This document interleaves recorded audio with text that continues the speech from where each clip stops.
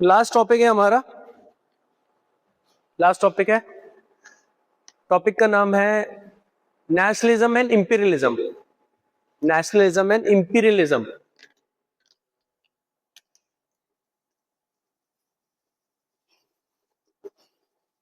Nationalism and imperialism.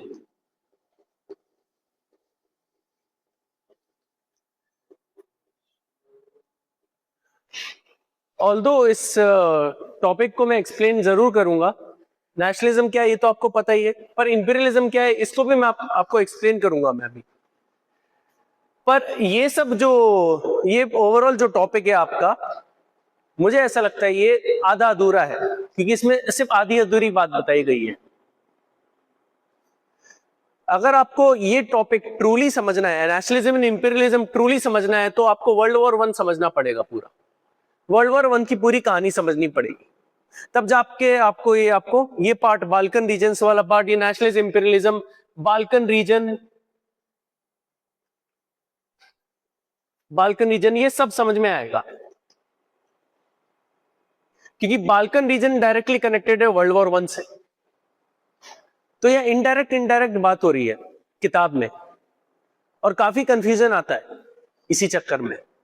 सो आज वो पूरा कंफ्यूजन मैं दूर करूंगा, और वर्ल्ड वॉर 1 जो कहानी मैं आपको बताऊंगा, फिर उसके बाद आपको क्लियरली आपको ये नेशनलिज्म इंपीरियलिज्म सब समझ में आएगा। Okay, so again world war 1। अब वर्ल्ड वॉर किसको कंसिडर किया जाता है? मतलब दो कंट्री लड़ रही है तो वो तो वॉर है, पर मल्टीपल कंट्रीज लड़ रही है तो वो वर्ल्ड वॉर है एक तरह से। इससे पहले 2 कंट्री या 3 कंट्री के बीच में वॉर होती थी, पर यहां पे इस वर्ल्ड वॉर में लिटरली 7-8 कंट्रीज एंगेज्ड है जंग में एक साथ, और प्लस 4 साल तक चलने वाली जंग। 4 साल तक चलने वाली जंग बहुत बड़ा टाइम पीरियड होता है, सो इसीलिए जरूरी है। और ये वर्ल्ड वॉर 1 कहां पे होती है? यूरोप में होती है। वर्ल्ड वॉर 1 यूरोप में होती है, ठीक है।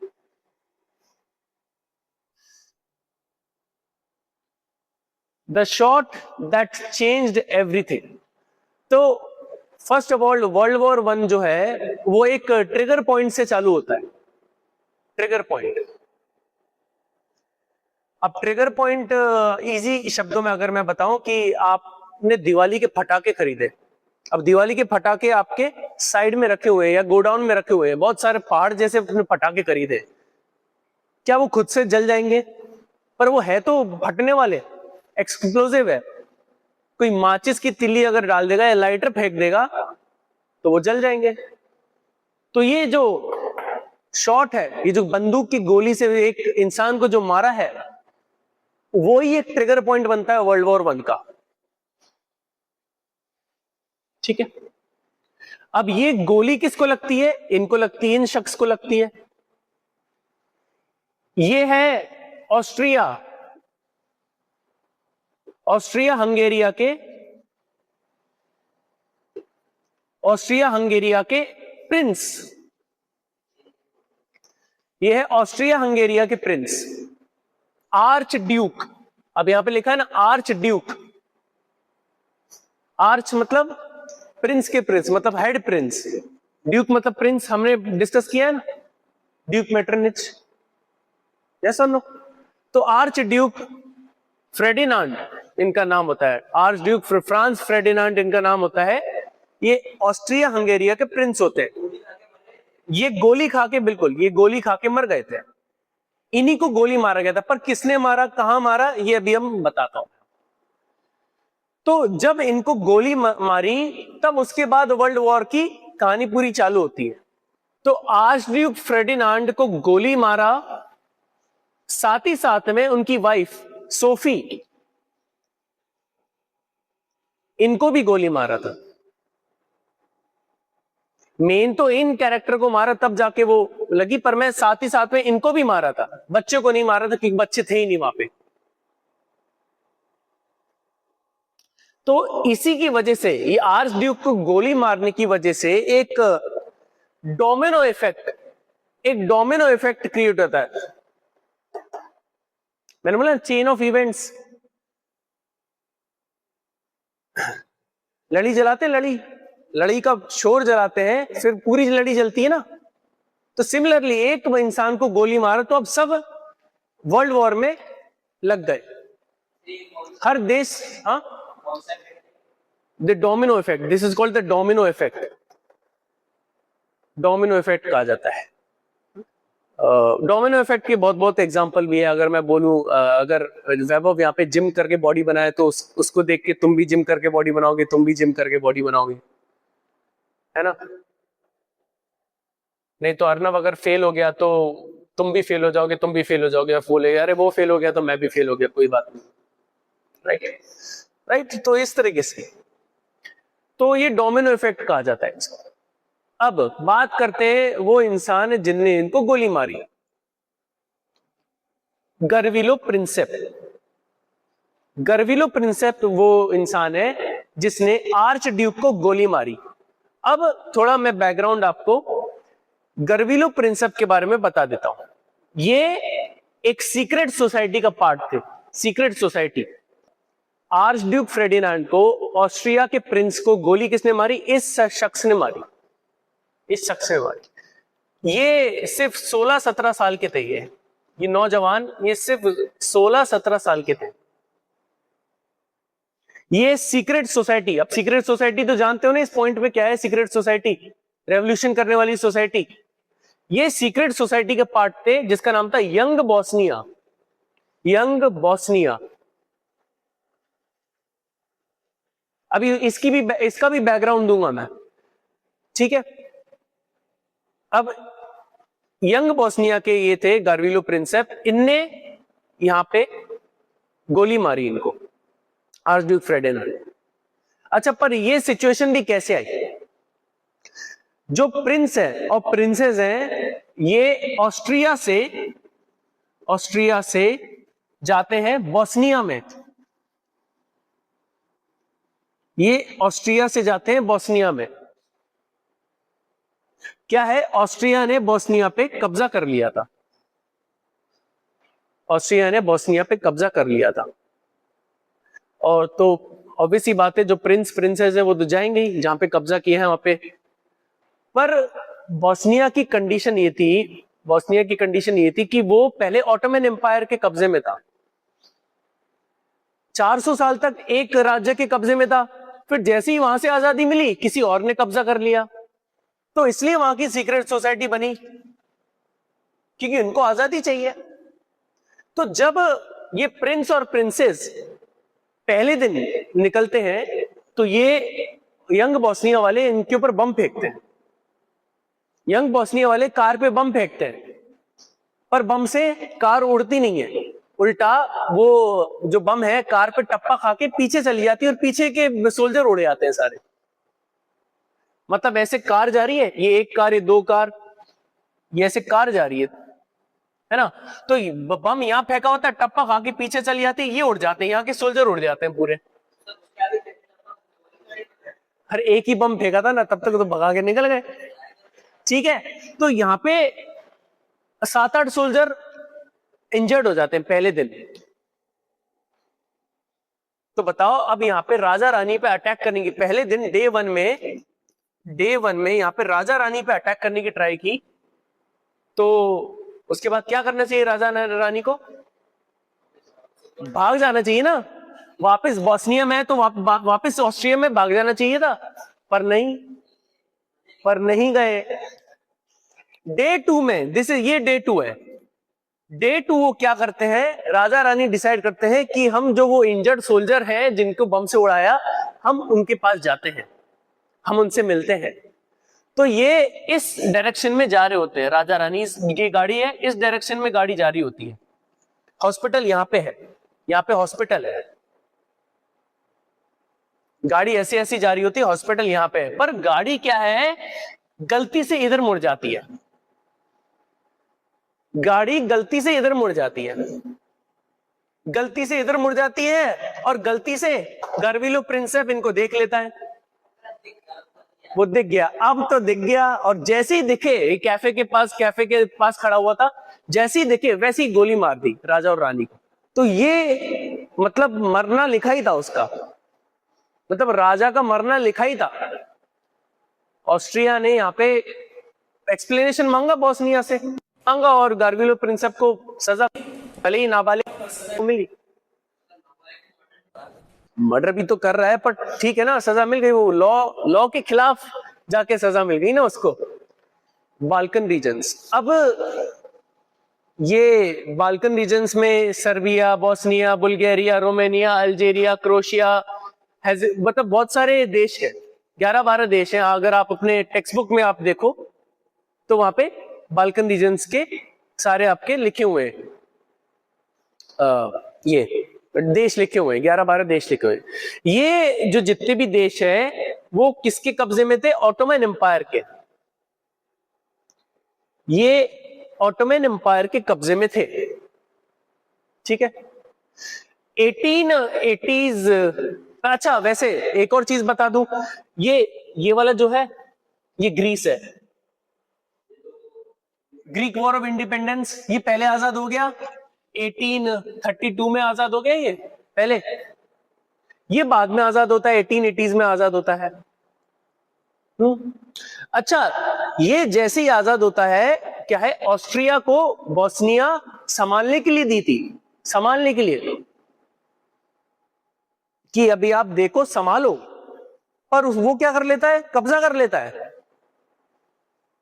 तो आप इस बोस्निया की भी तो कंडीशन देखो कि इसको आजादी का स्वाद ही नहीं मिला, बोस्निया को आजादी का स्वाद ही नहीं मिल रहा, ठीक है। तो इसलिए वहां पे सीक्रेट सोसाइटीज वगैरह बनती है।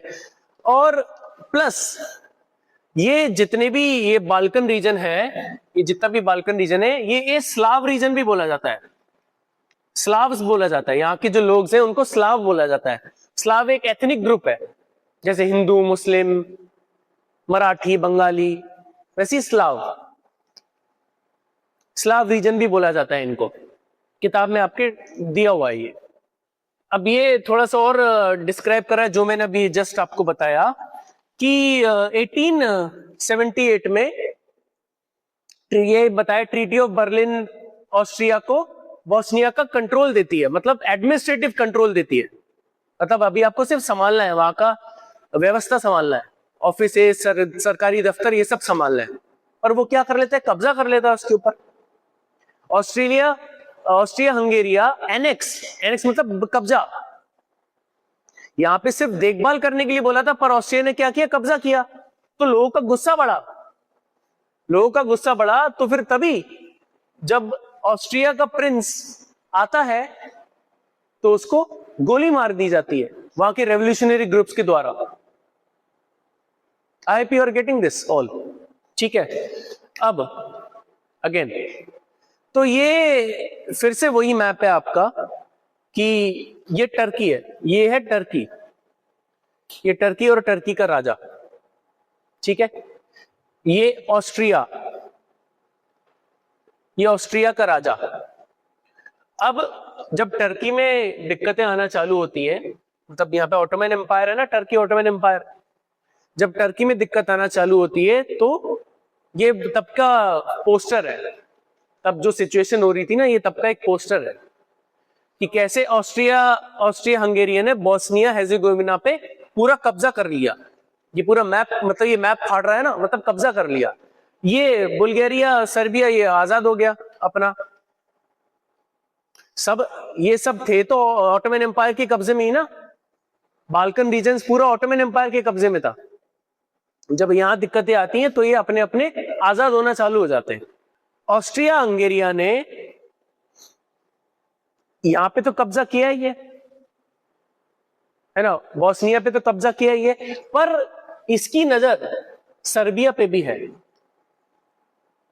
इसकी नजर सर्बिया पे भी है।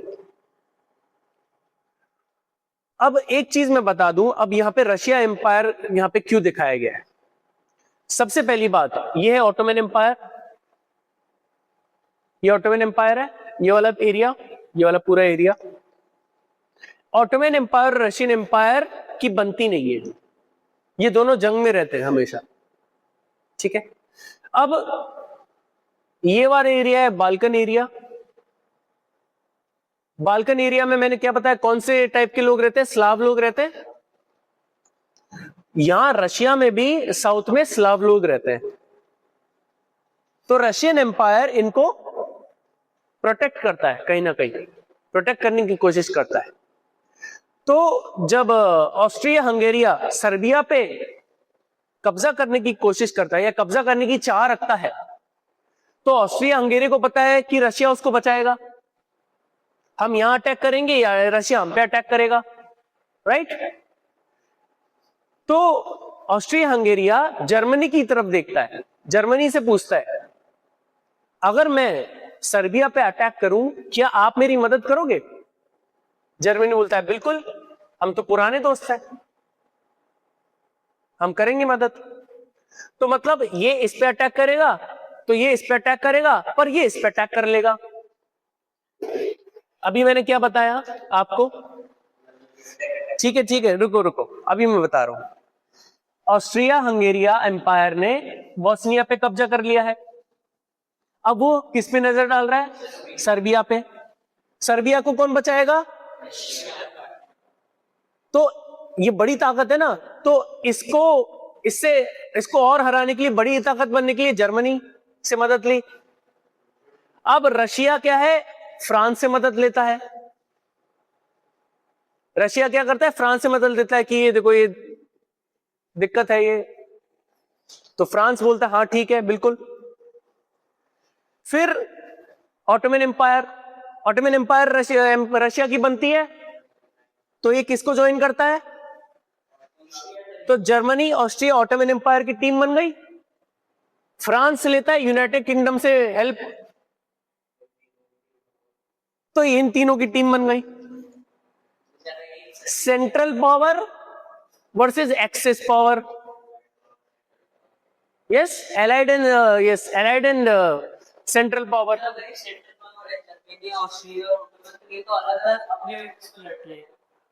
अपने बेसिस पे लड़ रहे हैं, पर बेसिस पे क्यों लड़ रहे हैं, इस बेसिस पे लड़ रहे हैं, ये देखो है ना, ये सर्बिया, ये तब का वो है फोटो है, ये देखो ऑस्ट्रिया सर्बिया पे अटैक कर रहा है, तूने मेरे दोस्त को मारा, तूने मेरे दोस्त को मारा, तूने मेरे दोस्त को मारा, तो मैं तेरे को मारूंगा, ऐसा चल रहा है।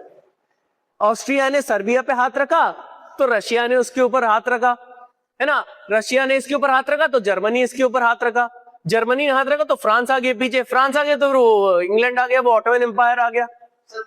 इस तरीके से चेन ऑफ इवेंट बन रही है। यहाँ से रशिया, ये देखो ये Serbia, this is Austria, Austria पे रशिया ने किया, रशिया जर्मनी कर रहा है, जर्मनी पे फ्रांस, और फिर इंग्लैंड भी साथ में आ रहा है इसमें। इस वाले उसमें ऑटोमन एम्पायर नहीं दिखाया, हालांकि ये जर्मनी ये फ्रांस, इसके बीच में ऑटोमन एम्पायर भी नीचे, फिर England. Chain of event, this is again domino effect, ये भी डोमिनो इफेक्ट का एग्जांपल है। नहीं, इतना आसान नहीं है, क्योंकि वर्ल्ड वॉर जो है वो ट्रेंचेज में होती थी। ट्रेंचेज मतलब जैसे कि ये जंग का इलाका है, बता, ट्रेंचेज मतलब ये पूरा, ये मान लो ये पूरा जंग का इलाका है अपना, है जंग का इलाका। इस तरफ है फ्रांस, इस तरफ है जर्मनी, है ना। ये वाला जो इलाका है, ये वाला जो इलाका है बीच वाला, इसे बोलते हैं नो मैंस लैंड, इसे बोलते हैं नो मैंस लैंड। अब ये जो है ये ट्रेंचेज में होता है, ट्रेंचेज मतलब गड्ढे होते हैं, ये ट्रेंच है, ये ट्रेंच है। हाँ, अब जर्मनी वाले सोल्जर्स इनको यहाँ पे शूट कर रहे हैं, बम वगैरह फेंक रहे हैं, जैसे ही यहाँ पे थोड़े मरते हैं फिर ये यहाँ से नो मैन लैंड में जाते हैं। अब नो मैन लैंड पे जाना आसान नहीं है, क्योंकि यहाँ पे वायरस वगैरह है, ट्रैप्स है और माइंस है, तो यहाँ पे पुश करना भी मुश्किल है। और चलो मान लेते अगर पुश भी कर रहे हैं तो यहाँ से और मार देंगे, तो इसलिए जंग बहुत दिनों तक चलती थी, महीनों महीनों तक चलती थी ये, मतलब एक ही ट्रेंचेस में महीनों महीनों बैटल चल रही है। अब मान भी लेते हैं कि थोड़ा सा भी पुश करते हैं, मान लेते हैं अब ये जर्मनी का हो गया, तो फ्रांस यहां पे बैठा है फिर, और यहां बन गया नो मैंस लैंड। कितना मुश्किल है ये, कितना मतलब टैक्टिक्स, क्योंकि अब गन से बैटल हो रही है ना, तलवारों से तो हो नहीं रही है, गन से, बम से, टैंक से बैटल हो रही है, तलवारें हैं नहीं, तो क्लोज क्वार्टर बैटल नहीं होगी, इतनी दूर दूर से ही लड़ाई हो रही है। तो ये है इस तरीके से बैटल होती थी वहां पे।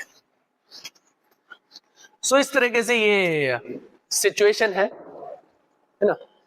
अब ये अलायंस ग्रुप में बता देता हूं आपको कि triple alliance, Germany, Austria, Italy, मतलब यहाँ पे इनकी अलायंस रहती है। मैं ये आपको एक अलायंस बता रहा हूं कि ये ट्रिपल अलायंस रहती है इनकी, जर्मनी, ऑस्ट्रिया, इटली, इनकी अलायंस रहती है, जर्मनी, इटली और ऑस्ट्रिया की अलायंस रहती है कि कोई भी हम पे अटैक करेगा तो हम तीनों साथ देंगे, कोई भी हम पे अटैक करेगा तो हम तीनों साथ देंगे। पर मैंने अभी तक इटली का तो जिक्र किया नहीं, उल्टा इटली किसका साथ देता है? फ्रांस का, रशिया का साथ देता है। इनको छोड़ के फ्रांस रशिया का साथ देता है। क्यों देता है? क्योंकि ट्रीटी के मुताबिक कोई इन पे अटैक करेगा तो इटली साथ देगा, पर ये इनने अटैक किया ना सर्बिया पे, तो इटली ने साथ नहीं दिया। हाँ, तुम अपना अपना देख लो, जर्मनी ऑस्ट्रिया देख लो। हाँ हाँ, तो इटली बाद में इसका साथ देता है, ठीक है। और ये ट्रिपल अंटेंटे, ये अलायंस बता रहा हूं, तो ये अलायंस रहती है, ट्रिपल अलायंस रहती है, पर इटली साथ देता नहीं है, इटली साथ देता नहीं है इनका वर्ल्ड वॉर 1 में। पर ब्रिटेन, फ्रांस और रशिया, इनकी ट्रिपल एंटेंटे, इनकी अलायंस रहती है, तो इसलिए ये तीनों आ जाते हैं, इसलिए ये तीनों आ जाते हैं बैटल में, ठीक है। बाद में क्या इटली बहुत बाद में आता है, एंट्री मारता है, ऐसे कुछ 1816 1870s में एंट्री मारता है इटली। बट हियर पर सबसे बड़ी बात है इस वर्ल्ड वॉर 1 की, किंग जॉर्ज 5, ये इंग्लैंड के, जार निकोलस 2, ये कहां के? रशिया के। काइजर विलियम 2 कहां के? जर्मनी के। ये तीनों भाई होते हैं, ये तीनों होते हैं फर्स्ट कजन्स। फर्स्ट कजन्स मतलब इनके जो दादाजी हैं वो एक है, एक ही दादाजी के ये पोते हैं, ये तीनों भाई होते हैं, ये भाई भाई ही लड़ रहे हैं। मतलब ये दोनों तो एक हो गए, जार निकोलस 2 और किंग जॉर्ज 5 तो एक हो गए, क्योंकि ब्रिटेन, इंग्लैंड और रशिया एक ही था काइजर विलियम सेकंड के अगेंस्ट। अब वो मैंने बोला था ना, इंपीरियलिज्म की बात करते हैं हम, नेशनलिज्म, इंपीरियलिज्म। अब यहाँ पे ये वॉर, जो force driving European towards war, मतलब किस किस रीजनों की वजह से यहाँ पे वॉर हुई? नेशनलिज्म। अब नेशनलिज्म तो पता है ना क्या चीज है नेशनलिज्म? एक देश का एक होना। तो बेसिकली ऑटोमन एम्पायर से जब बाल्कन रीजन फ्रीडम हुआ, उनको फ्रीडम मिली उनको, तो उनको अपनी खुद की आइडेंटिटी चाहिए थी, खुद का नेशनलिज्म चाहिए था। उसके लिए उन्होंने सीक्रेट सोसाइटी बनाई, रेवोल्यूशन के लिए सीक्रेट सोसाइटी बनाई। तो नेशनलिज्म फोर्स ड्राइव कर रहा है, बाल्कन रीजन्स में कर रहा है। मिलिट्रिज्म मतलब मिलिट्री के दम पे किसी दूसरे के देश पे कब्जा कर लेना। क्या ये हो रहा था? अभी हमने देखा ना, पूरे उसमें मिलिट्री के दम पे, आर्मी के दम पे ही तो एक दूसरे देश पे कब्जा करने की कोशिश की जा रही थी। And the third is imperialism and the fourth is alliance. Alliance अभी जस्ट हमने पढ़ा, अलायंस किन की, मतलब किन किन की वो थी, जुगलबंदी थी। अलायंस कौन कौन कितने दोस्त थे वॉर में, वो अलायंस हो गया। अच्छा, इंपीरियलिज्म क्या चीज है? इंपीरियलिज्म क्या है कि दूसरे देश पे हम कब्जा कैसे कर सकते हैं, हम मिलिट्री के दम पे कब्जा कर सकते हैं। मतलब इंपीरियलिज्म क्या है कि दूसरे देश पे कब्जा करना, क्यों करना, ताकि उनके सामान लूट सके, हम रिसोर्सेज लूट सके। हाँ, ये इंपीरियलिज्म मिलिट्री के उस पे हो सकता है, कोलोनिज्म पे हो सकता है, कोलोनिज्म पे हो सकता है जो ब्रिटिशर्स ने किया था।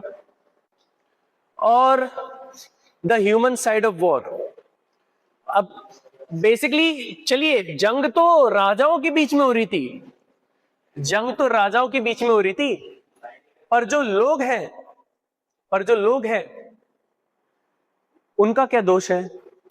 वो तो मजबूरी में लड़ रहे हैं ना कहीं। जो सोल्जर है, 16-17 साल के सोल्जर, 18 साल के सोल्जर, वो तो मजबूरी में लड़ रहे हैं ना, क्योंकि कोई जॉब नहीं है,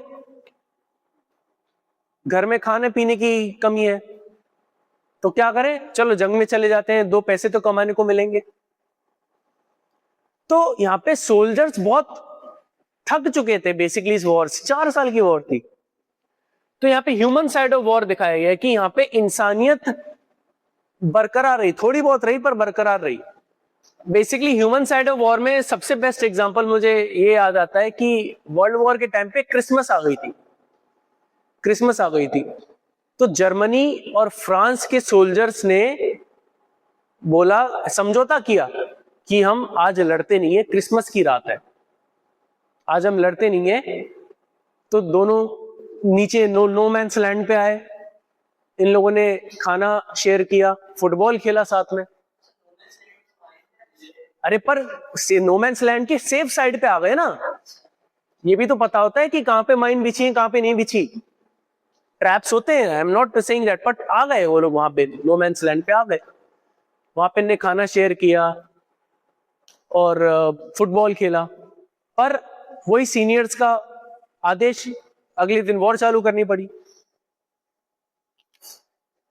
तो आप समझ रहे हो ना, सोल्जर एक दूसरे को मारना नहीं चाह रहे, पर सीनियर का आदेश है, क्योंकि उसके सीनियर का आदेश है, क्योंकि राजा का आदेश है।